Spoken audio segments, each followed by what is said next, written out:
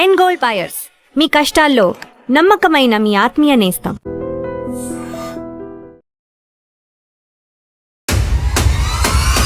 ఆ తల వలిగిందంటే 10 తలకాయలు వలుకుంటారు, వీలైతే 100. ఎమ్మెల్యే పైడి రాకేష్ రెడ్డి ఇంటి ముట్టడికి కాంగ్రెస్ పిలుపునిచ్చింది. దేనికైనా తెగిస్తా, చావుకైనా వెనకడిగేసింది. Ladies and gentlemen, Rakesh Reddy పేరు. you are still not ready for this. Bandi Sanjay Raghunandan తో దిగిన ఫొటోస్, ఈటలతో దిగిన ఫొటోస్, అరవింద్ గారితో దిగిన ఫొటోస్. ఎందుకు ఇప్పుడు సడన్ గా ఈ ఫోటోలు వైరల్ అవ్వటం? అంటే ఇంతకు ముందు సఖ్యత లేదు, ఇప్పుడు నేతలందరూ కలిసిపోయిండ్రు. సబ్కా విశ్వాస్, సబ్కా వికాస్, సబ్కా ప్రయాస్. బీజేపీ అధ్యక్ష పదవి నెక్స్ట్ బండి సంజయ్ అనే లీకులు వినిపిస్తున్నాయి. నిజంగా మీరు సపోర్ట్ చేస్తారా సార్? తెలంగాణకు ఒక మంచి శుభ పరిణామం నేను. భగీరథ విషయంలో కొంత డ్యామేజ్ జరిగిన విషయం వాస్తవం. మరి ఒకవేళ బాధ్యతలు ఇస్తే దేశవ్యాప్తంగా నెగిటివ్ ప్రచారానికి ఆస్కారం మీరు ఇచ్చుకున్నట్లే కదా. ఆరోపించిన ప్రతి ఒక్కరు దోషులు కాలేదు. చాలా లిమిట్ దాటే రేవంత్ రెడ్డిని విమర్శిస్తున్నారు. పొట్టోడని, రాజశేఖర రెడ్డి గోషికి పనికిరాడని. భారతదేశంలో ఏ ముఖ్యమంత్రి కూడా ఇంత దిగజారుడు మాటలు మాట్లాడలేదు. నన్ను ఢిల్లీకి పోతే నమ్మట్లేదు, నన్ను చెప్పులు ఎత్తుకపోతున్న దొంగ అంటున్నారు అని ముఖ్యమంత్రి గారు సెల్ఫ్ డిక్లరేషన్ ఇచ్చుకున్నారు. వాడు ఢిల్లీకి పోతే అపాయింట్మెంట్ కూడా ఇస్తలేడు, వీడు వస్తే చెప్పులు కూడా ఎత్తుకపోతాడేమో అన్నట్టుగా. ఒకప్పుడు సమసమాజం అని దళములో ఉండి అడవులో ఉన్న నాయకురాలు 70 ఏళ్ల వృద్ధుడిని కాళ్ళ మీద పడ్డాడు. సమసమాజం ఎటువైంది అక్క? మీ యాక్షన్ ప్లాన్ ఎట్లుంది సార్ ఇప్పుడు ప్రెసెంట్? నాకు ఒకటి కనబడుతుంది, కమలం గమ్యం. గమ్యం ఒకటే, తెలంగాణ సెక్రటరీ మీద భారతీయ జనతా పార్టీ జెండా ఎగిరేది. మీరు సూటిగా చెప్పండి సార్, మీకు జనసేన పార్టీ దగ్గర దూరమా? జనసేన పార్టీ గురించి ఎక్కువ ఆలోచించి ప్రజలందరూ మీతోనే ఉన్నారా? కొడంగల్ ప్రజలు రేవంత్ రెడ్డి ఉండలేట, ముఖ్యమంత్రి ఎట్లా అయింది? తీసుకెళ్ళండి కాంగ్రెస్ లో మెడల్కి వెళ్ళి, మళ్ళీ వేరే వాళ్ళ medal ముట్టకూడదు.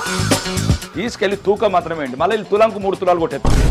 This is Paidi Rakesh Reddy style అనుకోవాలా? నమస్తే, నేను Yashoda. Welcome to I dream.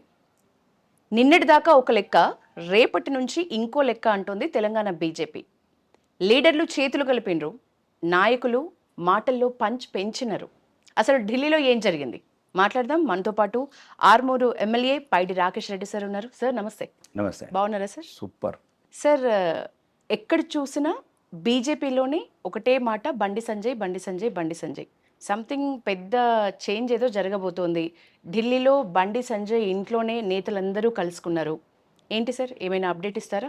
No, దానికి ముందండి అది పార్టీ అధిష్టానము తీసుకున్న కొన్ని చర్యలల్లో, కొన్ని తెలంగాణలో ఉన్న కొన్ని కార్యకర్తలలో, పార్టీషన్లో ఉన్న కొన్ని అపోహలను తొలగించడానికి, అంటే కావాలని దుర్మార్గమైన బీఆర్ఎస్ కాంగ్రెస్ ఒక సోషల్ మీడియా ద్వారా ఒక అపోహలు సృష్టిస్తుంది కావాలని. కాబట్టి దానికి కొన్ని సరిదిద్దే కార్యక్రమాలు, ఆ అపోహలను దూరం తొలగించడం తప్ప అక్కడ ఉన్న ఏం లేదు. అపోహలను దూరం తొలగించడం కొంత కార్యాచరణ తీసుకుంటారు. ఆ కార్యాచరణ ఈరోజు తెలంగాణలో ఒక రకమైన ఒక ఉత్సాహం కనబడుతుంది. స్టేట్ రాష్ట్ర వ్యాప్తంగా కార్యకర్తలు కావచ్చు, నాయకులు కావచ్చు, ప్రజలలో కూడా కావచ్చు. ఇంకా మేము కోరుకున్నదంతా నిజమవుతుంది, ప్రజలు మాత్రం సంతోషంగా ఉన్నారు ఆ చర్యల వల్ల.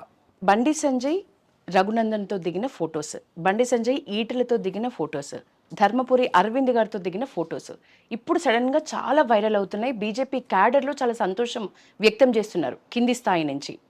ఎందుకు ఇప్పుడు సడన్గా ఈ ఫోటోలు వైరల్ అవ్వటం? అంటే ఇంతకుముందు సఖ్యత లేదు, ఇప్పుడు నేతలందరూ కలిసిపోయిండ్రు అనే మెసేజా? ఎందుకు ఇట్లా?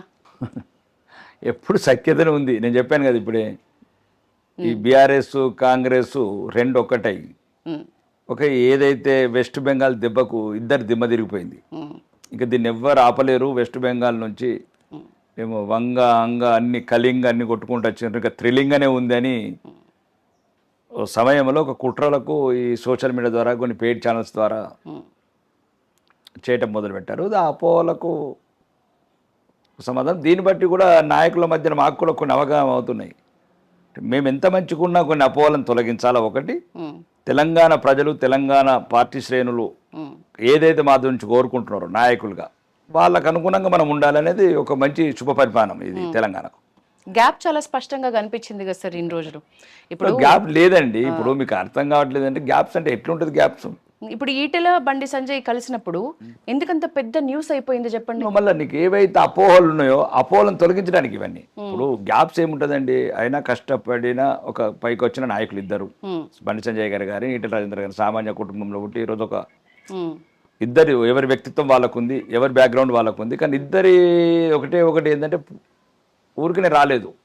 అంటే వారసత్వ రాజకీయాల ద్వారానో లేకపోతే జమీందార్ రాజకీయాల ద్వారా రాలేదు. ఒక సామాన్య కుటుంబం పుట్టి ఒక బీసీ బిడ్డలుగా వాళ్ళు ఒక్కొక్క మెట్టు ఎక్కుకుంటూ వచ్చారు.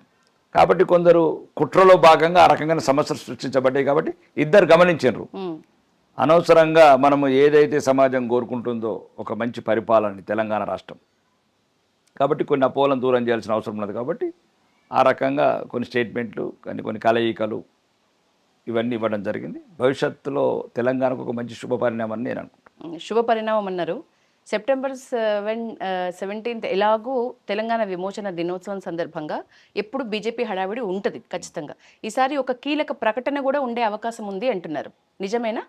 ప్రకటనలు ఎప్పుడు సందర్భం అవసరం పడితే అప్పుడు చేస్తూ ఉంటామండి. సెప్టెంబర్ 10 కూడా అయితే ఎట్టి పరిస్థితుల్లో 2029లో రాష్ట్ర ప్రభుత్వం అధికారికంగా తెలంగాణ విమోచన దినం చేస్తాము, జరుపుతాము. ఎవడు అడ్డొచ్చినా, ఎవడు తలకేసి కింద కొట్టుకున్నా, బండలకు కొట్టుకున్నా, రాబోయేది భారతీయ జనతా పార్టీ ప్రభుత్వం 2029లో. కాబట్టి సెప్టెంబర్ 10 ఏదైతే 400 సంవత్సరాలు ముష్కరులు తుర్కుల పరిపాలనలో, నిజాం పరిపాలనలో 4 తరాలు 5 తరాలు నరకం అనుభవించినాయో, అమరులైన మా తెలంగాణ మా పూర్వీకులకు ఆత్మలు శాంతించాలంటే అది తెలంగాణ విమోచన దినం జరగాల్సిందే. అది అధికారికంగా రాష్ట్ర ప్రభుత్వం జరిపించాల్సిందే. కాబట్టి భారతీయ జనతా పార్టీ ప్రభుత్వం జరిపిస్తాం కూడా. బీజేపీ అధ్యక్ష పదవి నెక్స్ట్ బండి సంజయ్ అనే లీకులు వినిపిస్తున్నాయి. మీ దాకా ఏమైనా వచ్చిందా? నిజంగా మీరు సపోర్ట్ చేస్తారా సార్ బండి సంజయ్ అధ్యక్షులైతే? నేను చాలాసార్లు చెప్పాను, నాకు పార్టీ ప్రాణం, పార్టీ నిర్ణయాలే శిరోధార్యం. పార్టీ ఎవరిని నిర్ణయించినా వాళ్ళ కింద పనిచేస్తాం. ఒక కార్యకర్త నిర్ణయించినా ఆయన కింద పనిచేస్తాం.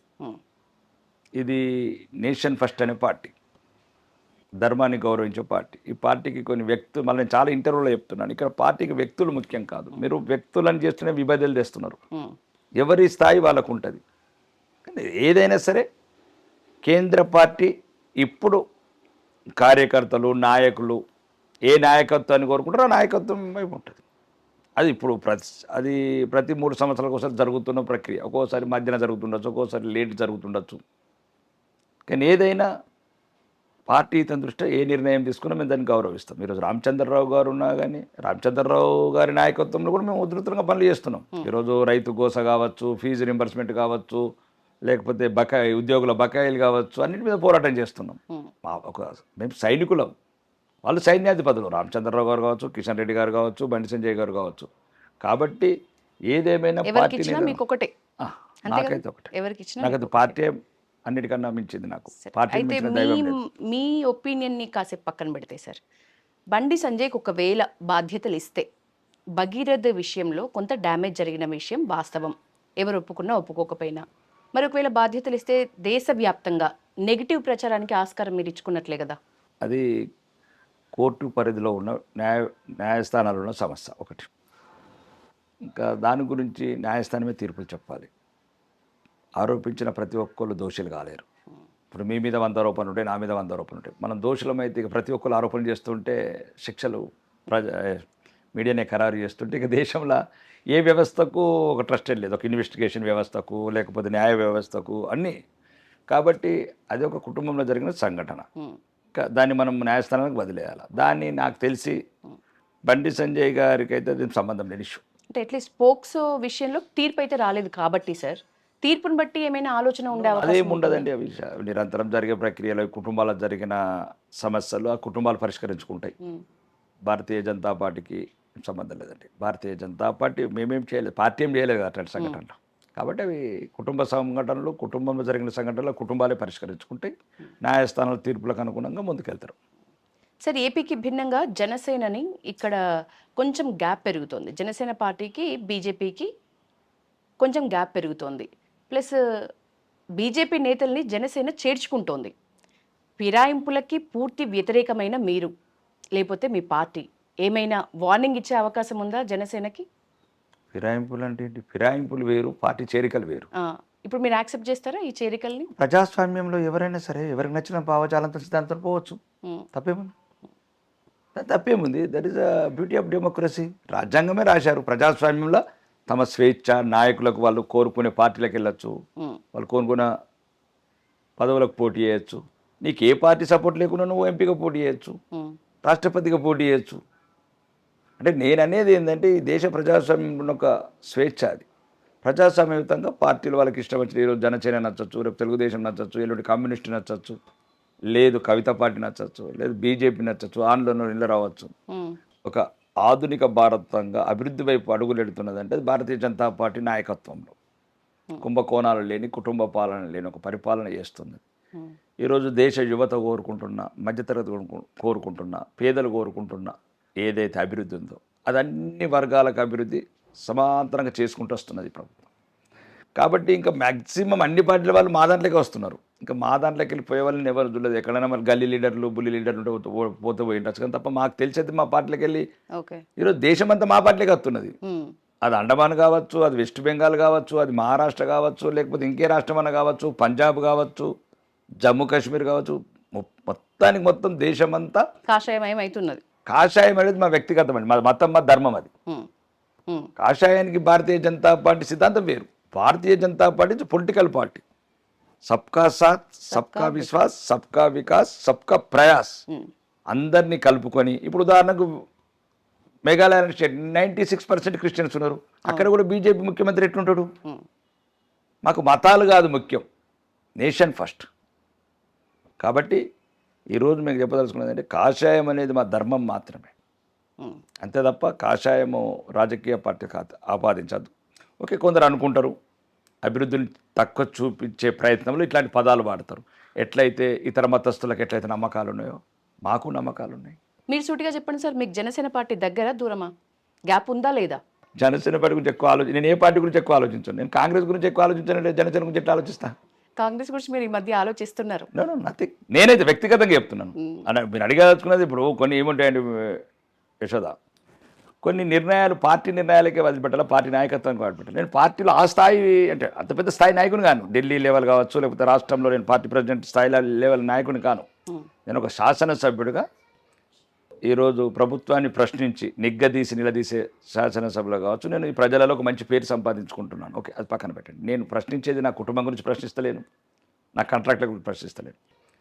ఏ పార్టీలైనా నేనైతే పట్టించుకోను.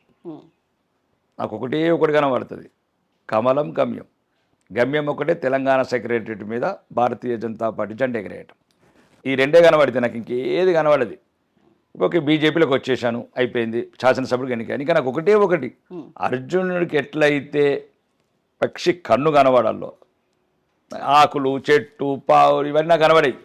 నాకు ఒకటి, తెలంగాణ సెక్రటరియట్ మీద భారతీయ జనతా పార్టీ జెండా ఎగరేయాలి. అదొక్కటే నా కోరిక. కుంభకోణాలు లేని పార్టీ అని అంటారు మీరే చాలాసార్లు. డిగ్నిటీ ఉన్న పార్టీ బీజేపీ అని మీ బీజేపీ నేతలు అందరూ ఓన్ చేసుకుంటున్న విషయమే. ఆ డిగ్నిటీ కొంత మిస్ అవుతున్నది, కొంత లూజ్ టంగ్ మీ నుంచి కూడా వస్తున్నది. మొన్న రీసెంట్ మీ కామెంట్స్, గొలుసులు కాంగ్రెస్ నేతల మెడలో తెంపుకోండి, ప్లస్ స్కూటీలు కాంగ్రెస్ నాయకుల షోరూంలో స్కూటీలు లూటీ చేయండి. సో ఈ స్టేట్మెంట్, అంటే ఇట్లాంటి స్టేట్మెంట్ ఇంకొకటి పక్కన ఇంకొక బీజేపీ నేత నిజామాబాద్ ఎంపీ కూడా చాలా లిమిట్ దాటే రేవంత్ రెడ్డిని విమర్శిస్తున్నారు. పొట్టోడని, రాజశేఖర రెడ్డి గోషికి పనికిరాడని, ఇట్లా. అంటే ఈ సంస్కృతి బీజేపీది కాదు అని మీరు చెప్తున్న పరిస్థితి.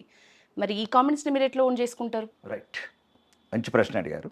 ఓకే, ఎంపీ గారు అంటే అతను వ్యక్తిగతం క్లారిటీ ఇచ్చుకుంటారు. నేను చెప్తున్నాను, నేను ఎక్కడ కూడా ఆ పదాలు వాడలేదు. గౌరవనీయ ముఖ్యమంత్రి గారిని ఎప్పుడు అట్లాంటి పదాలు వాడండి. అంటే కొద్దిగా రాజ్యాంగబద్ధంగా ఉన్నతమైన పదవుల వల్ల నేను వాడను. నేను అన్నది మీరు పదాలు ఇప్పటివరకు చాలా మీడియాలో చెప్పాను, మీరు సరి చేసుకోండి.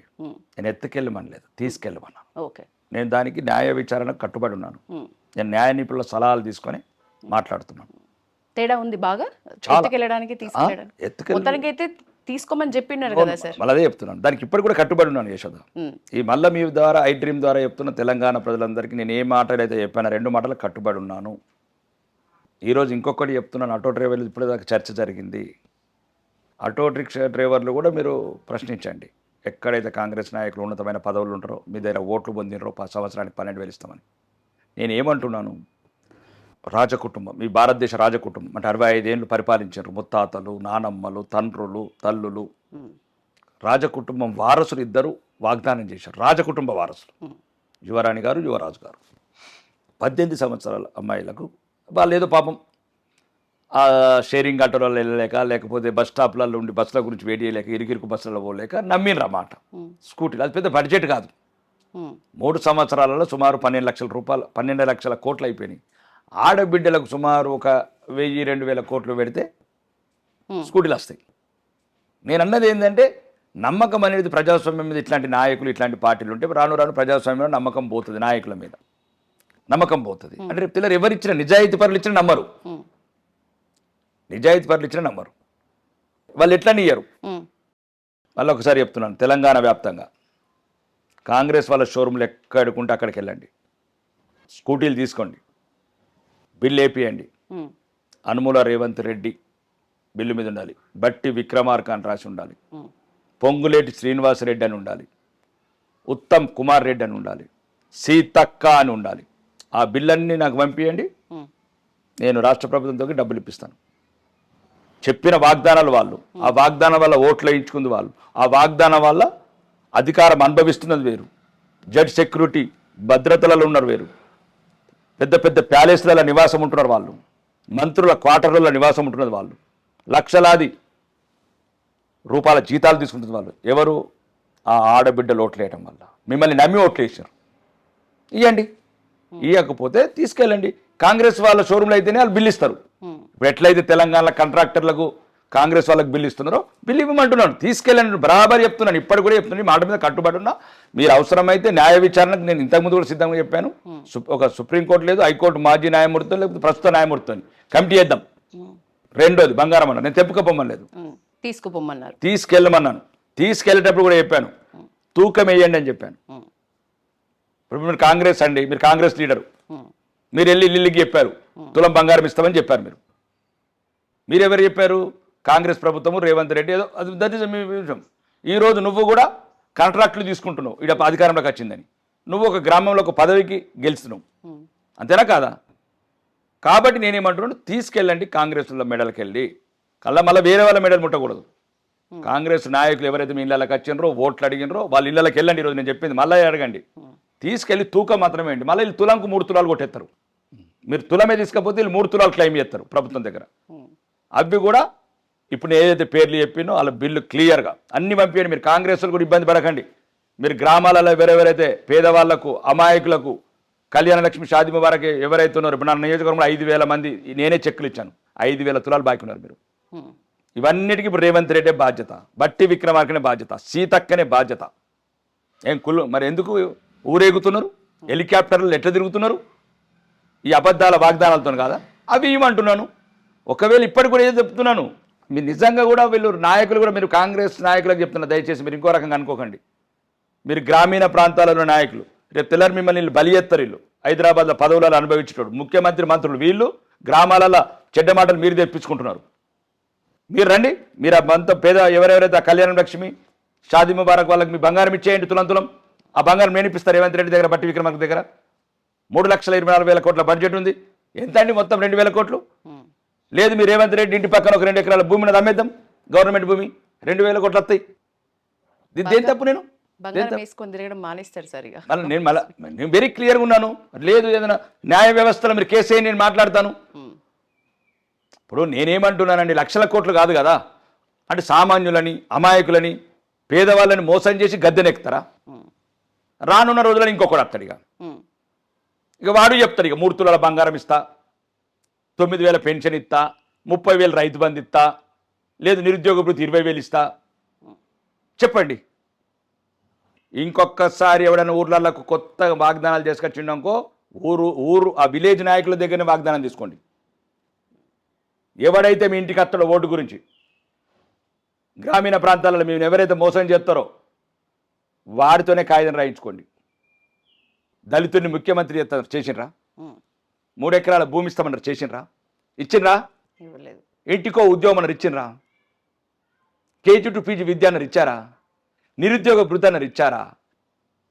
మరి ఒకటి మీద ఒకటి ఇట్లనే అబద్ధాలు ఆడుకుంటా, లక్షల కోట్ల అప్పు చేసుకుంటా, లక్షల కోట్ల అవినీతి చేసుకుంటా ఇంకెన్నొద్దులు మోసం చేస్తారు మా తెలంగాణ ప్రజల్ని, అమాయక ప్రజలని. నా బాధ, నా ఆవేదన. కాంగ్రెస్ హామీల్ని వల్లె వేస్తున్న పైడి రాకేష్ రెడ్డికి తన హామీ ఎందుకు గుర్తులేదు? రూపాయికి వైద్యం అన్నారు. అడగండి. అంకాపూర్ లో ఏం జరుగుతుంది? చెప్పండి. అంకాపూర్ లో రూపాయికి వైద్యం ఎక్కడ పోయింది? ఇప్పుడు కాంగ్రెస్ ఏకంగా దండయాత్రకు వచ్చేస్తున్నారు మీదే అంకాపూర్ కి.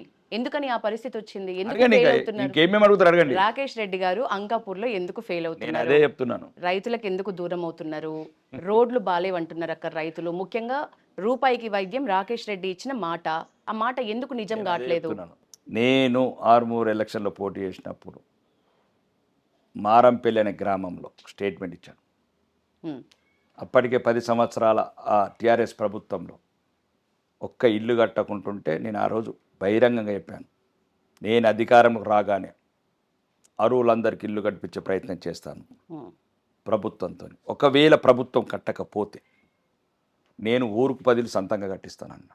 ఉమ్, నేను అధికారం రాగానే తెలంగాణ మొదటి అసెంబ్లీ సమావేశాలు అడిగాను ముఖ్యమంత్రికి, మేము ప్రజలకు వాగ్దానం చేసి వచ్చాము ఇల్లు కట్టిస్తామని. నువ్వు మేనిఫెస్టో పెట్టు, నువ్వు కడతావా? ఉమ్, సమాధానం చెప్పు. రైట్, లేదు మేము అడిగాము, మీరు కట్టకపోతే చెప్పండి, మేము కట్టిస్తాం. వాగ్దానం చేసినాం ఊరికి 10 ఇల్లు, మొత్తం 90 రోజులు 9. కానీ ఆర్మూర్కి వెళ్ళి వచ్చిన ఆదాయం నేను వసూలు చేసుకుంటా, అది నా ప్రాంతం.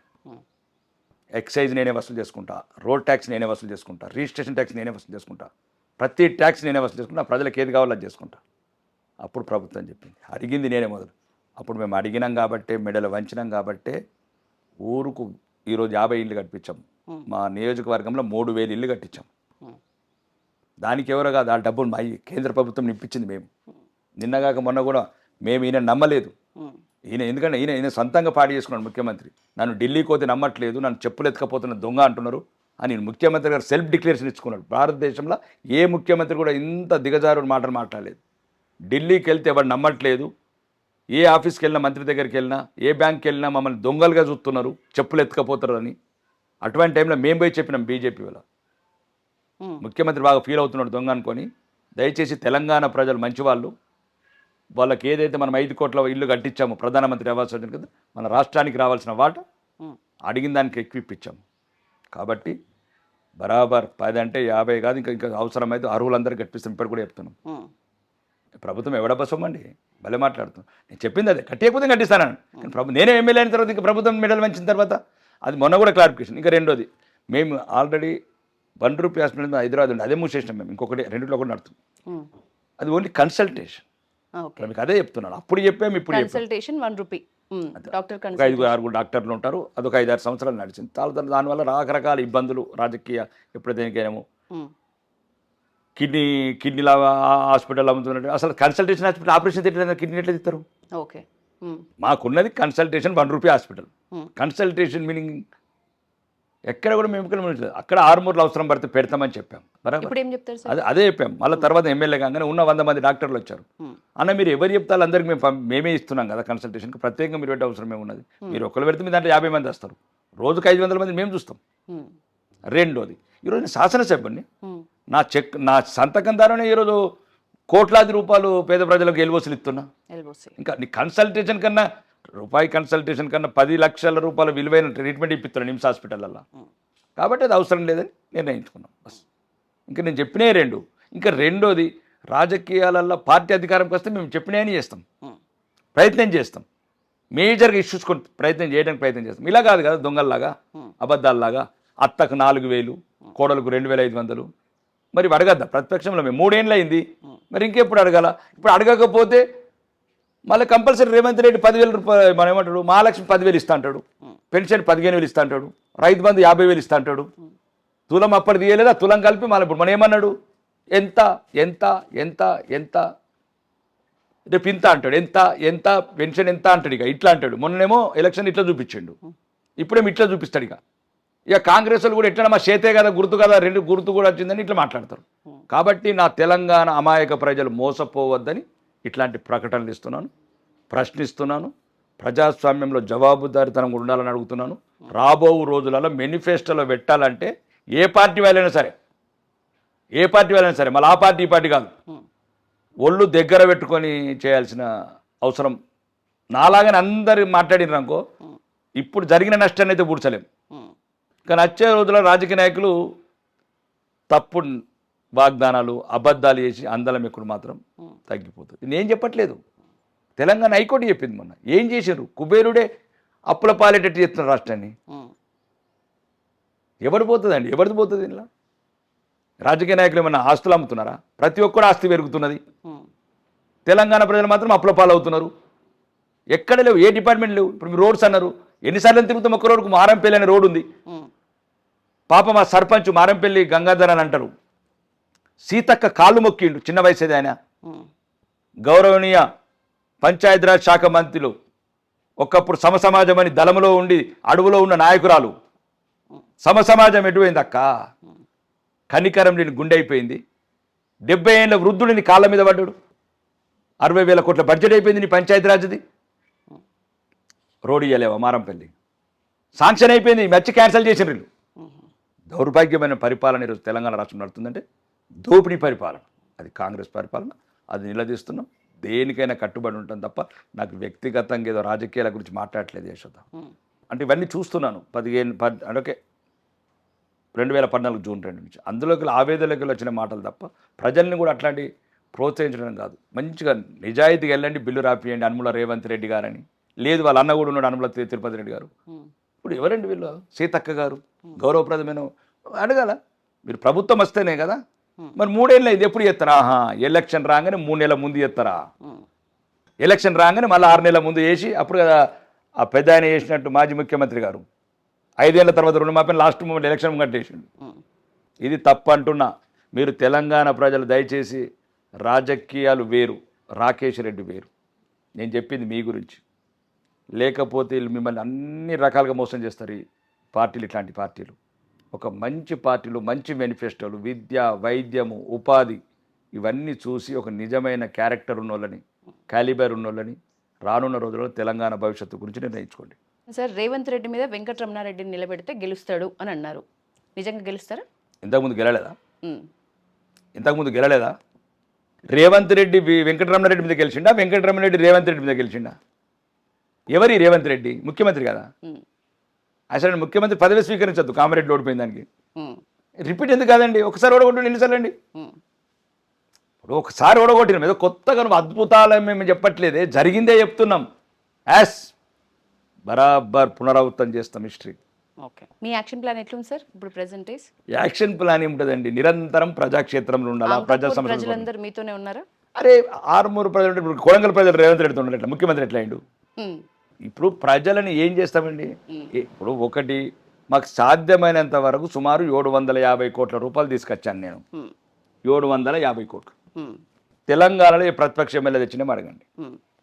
రోడ్స్ తీసుకొస్తున్నాము, పంచాయతీరాజ్ బిల్డింగ్లు తీసుకొస్తున్నాము.